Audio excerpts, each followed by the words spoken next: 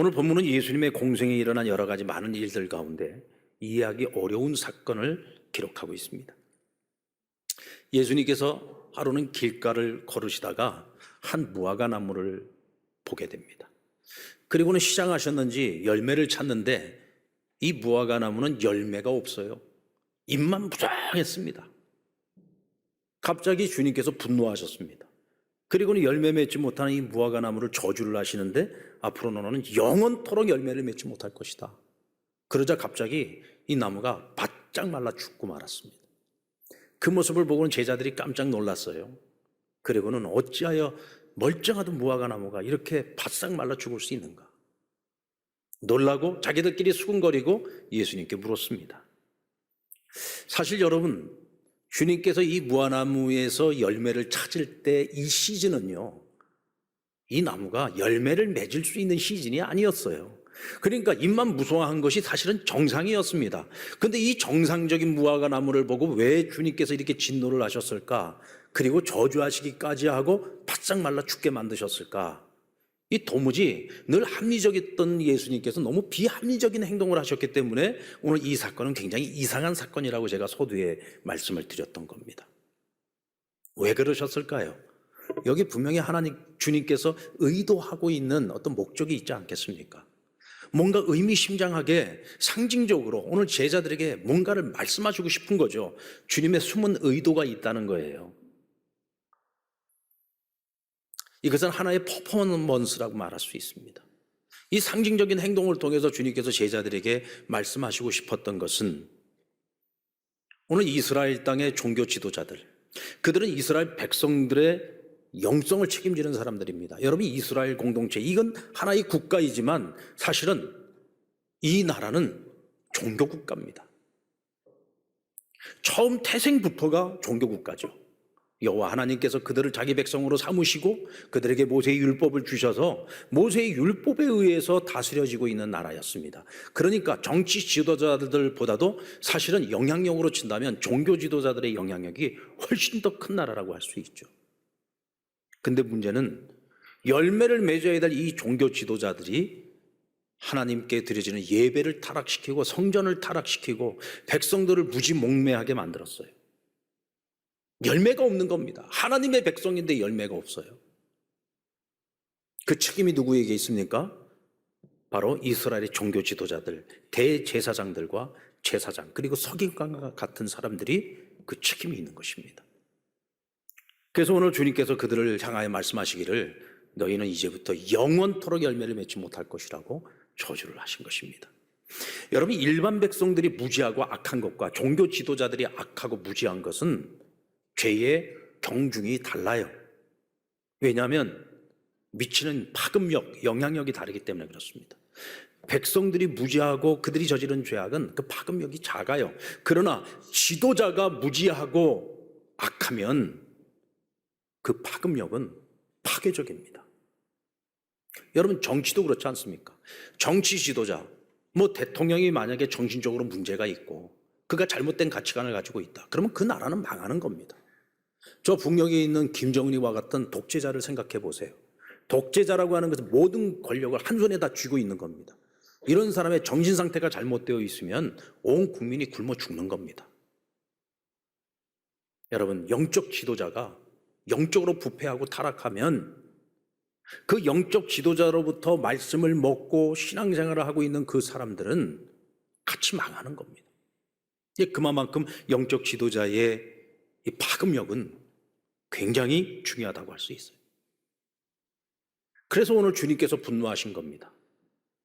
이스라엘 백성들을 무지하게 만든 사람, 저들을 타락하게 만든 사람들, 결국은 하나님께 버림받게 만든 그 사람들이 누구냐? 종교 지도자들이라. 그래서 오늘 그들에게 너희는 영원히 열매 맺지 못한다. 여러분, 이건 무서운 저주입니다. 우리 주님께서는요, 어떤 죄를 지은 사람이든지 항상 회개의 기회를 주셨어요. 그리고 그들을 용서하기를 원하셨습니다. 그런데 오늘 이들은 그런 기회가 주어지지 않습니다. 이제부터 영원까지. 주님께서 오늘 이 사건이 있기 전에 성전 척결 사건이 있었죠. 주님은 성전을 내 집이라고 말씀하시고 내 집은 기도하는 집이라고 하셨어요. 근데 이 기도하는 집을 너희가 강도의 소굴로 만들었다. 그래서 돈 바꾸는 환전상들과 또 비둘기를 파는 비둘기상들, 그들의 상을 다 엎어버리셨습니다. 이 성전을 청결하게 하신 사건이죠. 여기서 말하는 너희란 종교 지도자들이었던 제사장들을 말하고 있는 것입니다. 당시 제사장들이 어떤 죄를 저질렀느냐? 그들은 성전 가운데서도 보면은 이방인의 뜰이라는 곳이 따로 있어요. 근데 이 이방인의 뜰은 아무나 들어올 수 있는 것이 아니라 이방인들 가운데 개종한 사람들만 들어올 수가 있었습니다. 그런데 이 이방인의 뜰을 환전상들과 그리고 비둘기를 파는 사람들에게 자리를 내어준 거예요. 그리고 자릿세를 받았습니다. 여러분, 노른자유입니다. 여기만 들어가면은 돈을 엄청나게 벌 수 있어요. 여기 얼마나 많은 리베이트가 있겠습니까?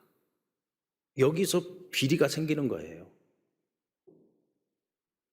한두 푼의 자릿세를 받는 게 아니죠. 많은 돈을 챙겼을 겁니다. 그러면 여기다 돈을 투자한 상인들은 어떻게 해야 돼요? 그만큼 돈을 뽑아내야 되지 않겠습니까?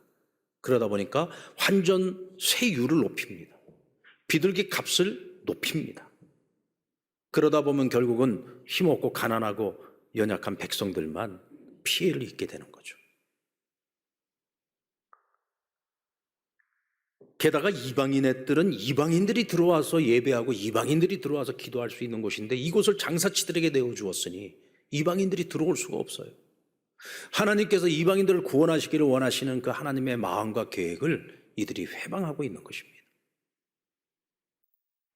주님은 성전에서 장사하는 자들에 대한 분노도 계셨지만 이보다 더 큰 분노는 성전을 이용해서 자신들의 배만 채우는 당시의 종교 지도자들의 비리와 욕망 그리고 불신앙에 대해서 분노하고 계셨던 겁니다.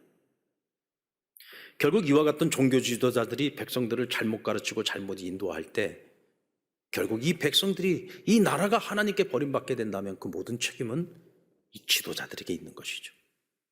그들이 저지른 가장 큰 죄는 하나님의 종으로 구별된 사람들이 하나님의 권위에 복종을 하는 것이 아니라 하나님의 권위를 이용했다는 것입니다.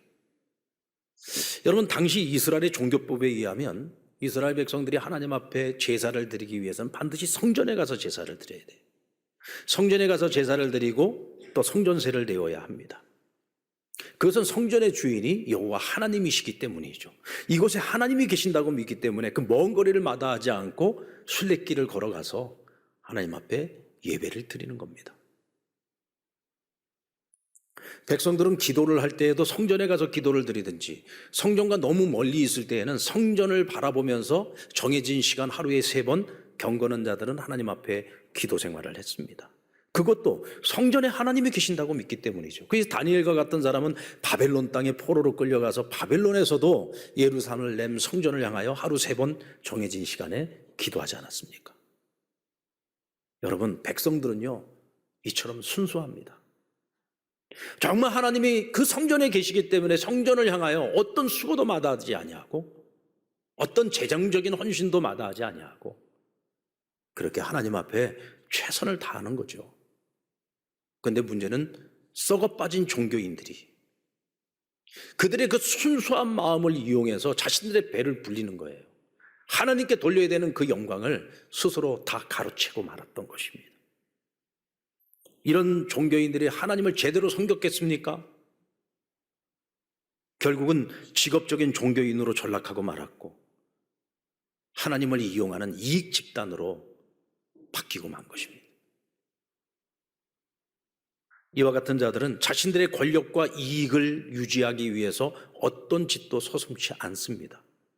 하나님의 말씀을 가장 많이 아는 사람들이었습니다. 성경을 가장 많이 아는 사람들이었습니다. 선지자들의 예언을 통해서 메시아가 어떤 모습으로 올 것인지를 누구보다도 가장 잘 알았던 사람들이죠. 그런데도 성경의 말씀대로 선지자들의 예언대로 이 땅에 오신 예수님, 그분을 결국은 십자가에 못 박아 죽이고 말았습니다. 끔찍한 죄를 저질렀죠. 살인도 마다하지 않는 자들, 악한 자들입니다. 자, 그러면 우리는 어떻게 해야 열매 맺는 신앙생활을 할 수 있고 이런 위험으로부터 우리를 보호할 수 있을까요? 먼저 성경을 바로 알아야 합니다. 여러분, 과거 중세 시대에는 이 성경은요, 사제들의 전유물이었어요. 신부들만이 성경을 가지고 있는데 그것도 라틴어 성경이었습니다. 그러니까 라틴어를 모르는 일반 백성들은, 일반 신도들은 성경을 읽을 수가 없어요. 오로지 신부들을 통해서만 배우는 겁니다. 그런데 루터는 종교개혁을 일으키면서 이제는 우리가 우리말로 된 성경을 통해 하나님이 어떤 분이신지를 우리 스스로가 배워야 되고 알아야 된다. 그래서 모국어인 독일어를 가지고서 라틴어를 번역을 해서 성경을 낸 겁니다. 여러분, 종교개혁은 딴 게 아니에요. 신부를 통해서가 아니라 우리 스스로가 성경을 통해서 하나님이 어떤 분이신지를 알게 되고 만나게 되고 경험하게 되고, 그렇게 하나님에 대한 지식을 갖고 하나님을 섬기는 것, 이것이 종교개혁의 시작이었습니다. 여러분, 우리는 어떻습니까? 우리말로 된 성경을 갖고 있잖아요. 한글로 된 성경을 갖고 있어요. 거기다가 이 성경이 어렵다고 해서 좀 더 쉽게 풀어서 쓴 쉬운 성경도 있습니다. 또 더 신학적으로, 성서적으로 그것을 우리가 잘 이해할 수 있도록 주석을 달아나온 성경도 있습니다. 여러분, 성경이 어려워서 못 읽는다? 다 거짓말입니다. 성경을 훨씬 더 쉽게 배울 수 있도록, 읽을 수 있도록 풀이를 해놓은 성경들이 지금 얼마나 많은지 모릅니다. 여러분들, 대한민국 국민으로 살아가는 것, 대한민국에서 성도로 살아가는 것을 행복한 줄 아시기 바랍니다. 마음만 먹으면 내가 다 배울 수 있어요. 교회에 얼마나 많은 양육과 훈련이 있고 성경 공부가 있습니까? 이제 우리 3월 시작했잖아요. 그렇게 많은 훈련 과정들, 양육 과정들, 성경 공부 다 만들어 놓고 등록하라고 하는데 안 해. 등록 안 해. 세상은 그렇게 관심이 많아요. 세상 즐거움을 쫓아다니는 데는 그렇게 바빠요. 그런데 성경 공부 좀 하자는데 일주일에 한두 시간 시간 좀 나자는데 시간 잘 안 냅니다. 목사님들이 전화통 붙들고 암만 전화를 해도 이 핑계 저 핑계 못한다는 얘기만 합니다. 간신히 채웠습니다. 이제는 신청해도 안 받아줍니다. 여러분, 이거 웃을 일이 아니에요. 웃을 일이 아닙니다.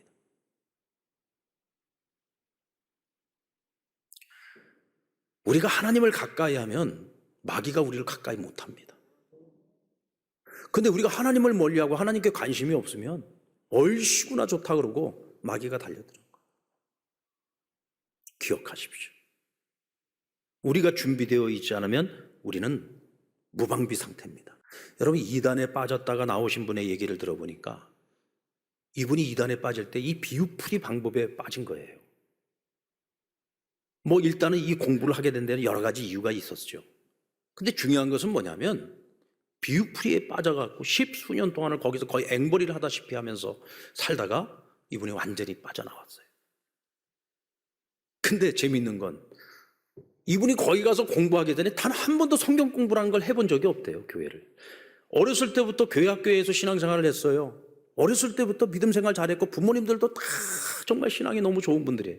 그런데 본인 자신이 성경 한 번 읽어본 적이 없고 교회는 다녔지만 성경 공부 한 번 해본 적이 없어요. 그러다가 거기 가서 그 공부를 해보니까 이건 기가 막히게 짜맞추기를 다 해놨거든요. 비유풀이라는 걸 들어보면은요, 재미도 있고요, 아주 희한하기도 해요. 특별하기도 합니다. 그러니까 거기에 빠져드는 거예요. 여러분, 성경을 조금만 알아도, 성경에 대한 지식을 조금만 가지고 있어도 비유풀이를 딱 들어보면 이건 말도 안 되는 논리를 가지고서 이걸 지금 진리라고 얘기하는 거야. 금방 알 수 있어요. 근데 우리가 그걸 구별할 수 없을 정도로 우리가 무식하다는 얘기입니다. 그만큼 우리가 성경을 몰라요. 성경의 기본 교리에 대해서 너무 무지한 겁니다. 그러니까 거기에 넘어갈 수밖에 없는 거죠. 그리고 형식적인 믿음을 떠나서 참 믿음의 자리에 서야 됩니다. 저주받은 무화과를 보면서 제자들의 질문이 과간이었죠.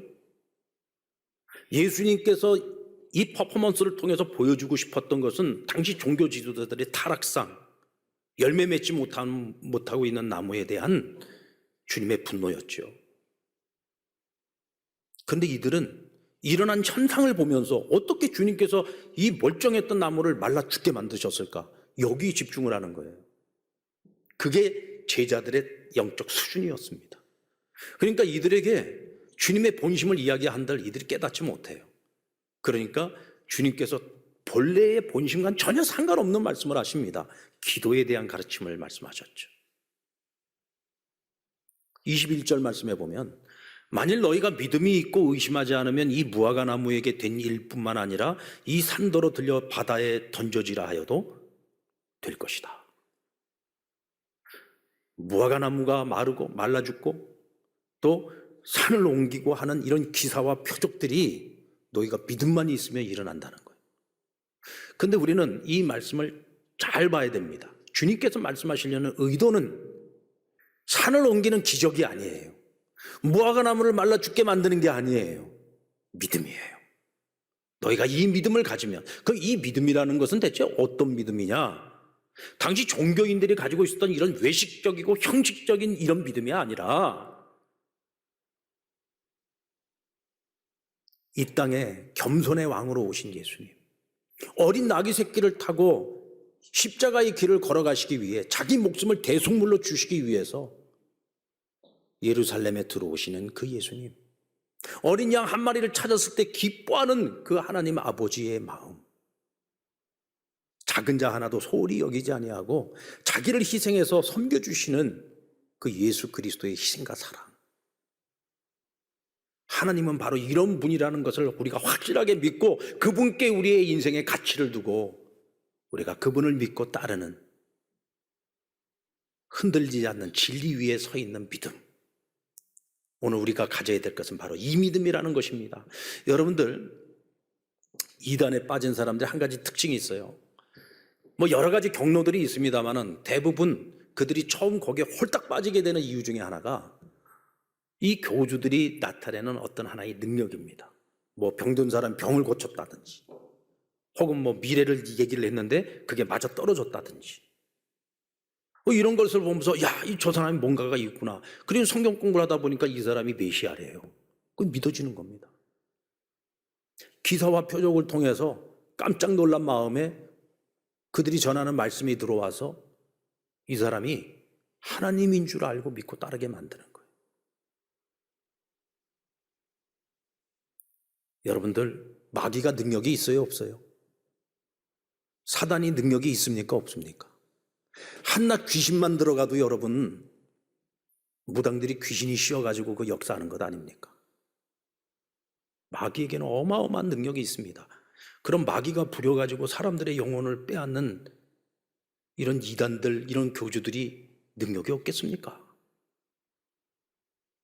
여러분들, 무당들도 사람들이 찾아가면 그러잖아요. 너희 집에 어린 시절에 앵두나무 있었어, 없었어? 앵두나무 없었는데요?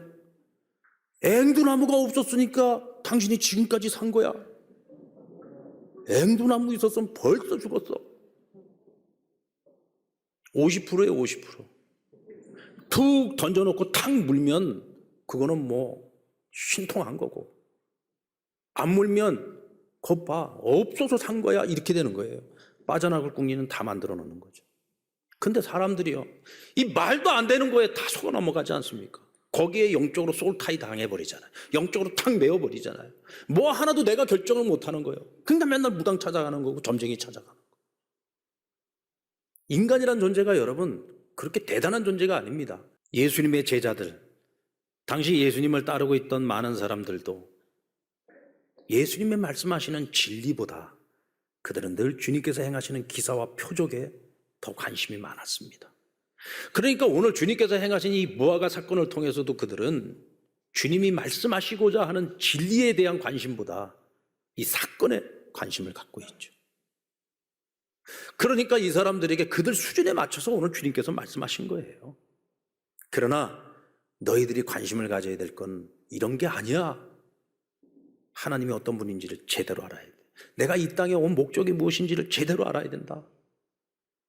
이걸 알지 못하면 너희가 3년 나를 쫓아다닌 거 다 의미 없는 거야. 오늘 그거 말씀하고 있는 것입니다. 여러분, 초대교회는 이런 기사와 표적이 그냥 일상의 삶이었어요. 그냥 일상 속에서 늘 경험하는 일이었습니다. 사도들과 또 하나님이 쓰시는 일꾼들을 통해서 얼마나 많은 기사와 표적이 나타납니까? 그때마다 사람들은 그들을 신으로 추앙하고자 했어요. 그때마다 나는 너희와 성정이 같은 사람이라. 오늘 이 일을 행한 것은 내가 아니라 우리가 아니라 너희가 십자가에 못 박아 죽인 예수 그리스도다. 그리고 그들에게 복음 전할 기회로 삼았습니다. 이게 진짜입니다. 이게 진짜예요. 사람들이 나를 주목할 때 그 주목하는 사람들의 시선을 하나님께로 돌리는 것, 이게 진짜인 거죠. 그런 어떤 능력을 가지고, 그렇게 해서 발생한 어떤 권위, 권력을 가지고 사람들을 지배하려고 하고, 하나님께 돌려야 될 영광을 스스로가 가로채고, 여러분, 만약 그가 정상적인 교회의 목회자라고 할지라도 만약 그와 같은 모습과 그와 같은 행태를 가지고서 목회를 한다면 그것이 이단과 다를 것이 무엇이 있겠습니까? 이단과 다를 것이 없는 거예요. 내용은 다르지만 색깔은 같은 겁니다. 우린 이것을 분별할 줄 알아야 되는 거예요. 그래야 오늘 이 시대에 우리가 바른 진리를 따라서 살아갈 수 있는 것이고, 이런 이단들의 올무에 우리가 사로잡히지 않을 수 있어요. 또 사단과의 영적 전쟁에서 우리가 이기고 승리하는 삶을 살아갈 수 있는 것입니다. 여러분, 성경을 읽으십시오. 매일매일 성경을 묵상하세요. 여러분, 우리 상남교회는 매일 성경이라는 큐티집을 가지고서 매일 묵상을 하고 새벽 시간에도 그 말씀을 가지고서 우리가 같이 은혜를 나눕니다. 1년치 구독해도 얼마 되지도 않아요. 여러분들 커피값 몇 번만 아끼면은 1년 구독할 수 있어요. 매일매일 주시는 말씀을 묵상하면서 우리가 말씀 안에서 하나님과 같이 살아가는데 어떻게 사단이 우리를 공격하고 어떻게 이단이 접근을 하겠습니까? 우리가 세상에서 방황하니까, 하나님으로부터 멀어져 있으니까. 여러분, 동물의 왕국에서도 보면 사자의 먹잇감이 되는 것들은 무리 가운데 있을 때가 아니에요. 무리에서 떨어져 나와 있을 때 먹잇감이 되는 거예요. 우리가 사람들과의 어떤 교제를 하더라도 우리 같이 믿는 사람들끼리, 우리 상남교회라고 하는 이 신앙 공동체 안에서 같은 신앙을 가지고 같은 영을 가지고 있는 사람들이 아름다운 신앙의 교제를 나눠야죠. 맨날 세상 친구들하고 어울려서 맨날 세상 친구들하고 놀러 다니고, 그러다 보면 그런 위험 앞에 우리가 노출될 수밖에 없는 겁니다. 성경을 읽고 묵상하고, 그리고 교회에서 성경 공부하자 그러면 좀 적극적으로 참여하세요. 할 수 있을 때 하세요. 이 거짓된 제자들에게 빠지고 난 다음에 하나는 교회에서 성경 공부한 적 없다고, 우리 교회는 성경 공부를 안 시켰다고. 안 시키고 뭘 안 시켜요? 그렇게 하라고 하는데도 안 해서 문제인 거지. 신비주의나 특별하다는 것에 여러분들 홀딱하지 마십시오. 어디 갔더니 막 기가 막히게 쪼개더라. 말씀을 왜 쪼개요? 쪼개기를. 하나님 말씀을 뭘 쪼개요? 그냥 하나님 말씀이 있는 그대로 우리가 듣고 그대로 믿는 거예요. 그건 뭘 쪼개요? 자꾸 쪼개기는. 뭐 쉽게 풀어서 설명을 해준다, 뭐 재미있게 풀어준다, 신비하게 풀어준다, 이건 다 가짜입니다. 여러분, 진리는 평범함 속에 있는 거예요. 그냥 우리가 가정에서도 엄마가 매일같이 새밥을 지어줘서 날마다 먹고 살지 않습니까? 그게 우리를 건강하게 하는 거예요. 어쩌다 밖에 나가서 비싼 외식하는 거, 그게 우리의 건강을 지켜주는 게 아닙니다. 교회에서 목사님들 통해서 날마다 듣는 말씀, 내가 사랑하는 교회, 내가 섬기고 있는 교회에서 훈련되어진 목회자들을 통해서 하나님 말씀을 배워야 돼요. 쓸데없이 밖에 나가서 엉뚱한 데 가서 이상한 거 배워갖고 오지 마시고. 요즘 또 유튜브를 통해서 이상한 말을 하는 목사들 많습니다. 여러분들 그런 거 듣지 마시고, 내가 섬기는 교회, 내가 사랑하는 교회, 내가 사랑하는 목회자들에게서 여러분 배우세요. 그래야 우리의 신앙을 지키고 건강한 믿음 갖고 열매 맺는 인생을 살아갈 수 있습니다. 아멘입니까? 오늘 이 말씀을 마음에 잘 새기셔서 우리가 믿는 하나님은 겸손하고 온유하시고 사랑으로 섬겨주시는 하나님이신 것을 잊지 마시고, 그 하나님 앞에서 우리가 끝까지 믿음의 길을 함께 경주해 갈 수 있기를 주님의 이름으로 축원합니다.